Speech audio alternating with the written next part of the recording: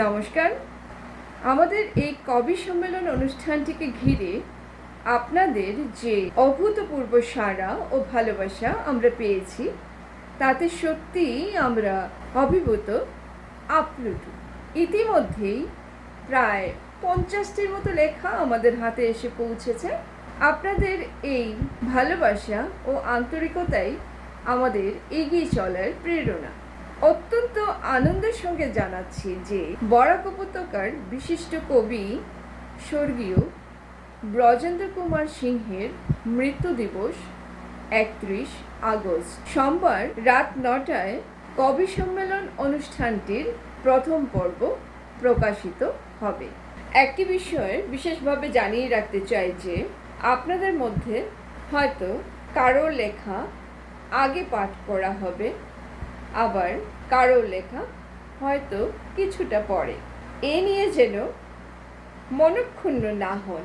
আমাদের কাছে আপনাদের প্রত্যেকের লেখাই সমান গুরুত্বপূর্ণ।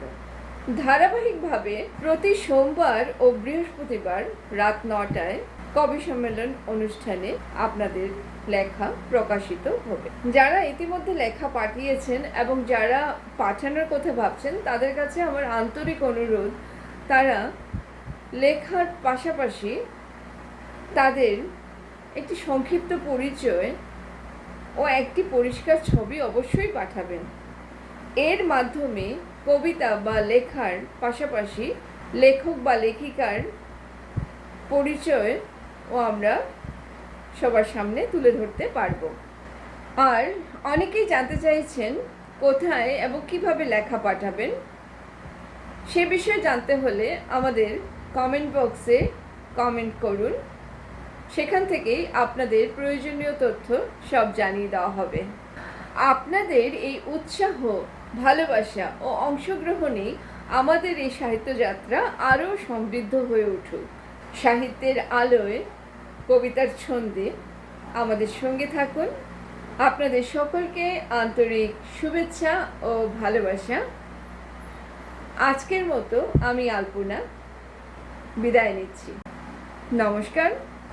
আমাদের এই কবি সম্মেলন অনুষ্ঠানটিকে ঘিরে আপনাদের যে অভূতপূর্ব সাড়া ও ভালোবাসা আমরা পেয়েছি, তাতে সত্যিই আমরা অভিভূত, আপ্লুত। ইতিমধ্যেই প্রায় 50টির মতো লেখা আমাদের হাতে এসে পৌঁছেছে। আপনাদের এই ভালোবাসা ও আন্তরিকতাই আমাদের এগিয়ে চলার প্রেরণা। অত্যন্ত আনন্দের সঙ্গে জানাচ্ছি যে বরাক উপত্যকার বিশিষ্ট কবি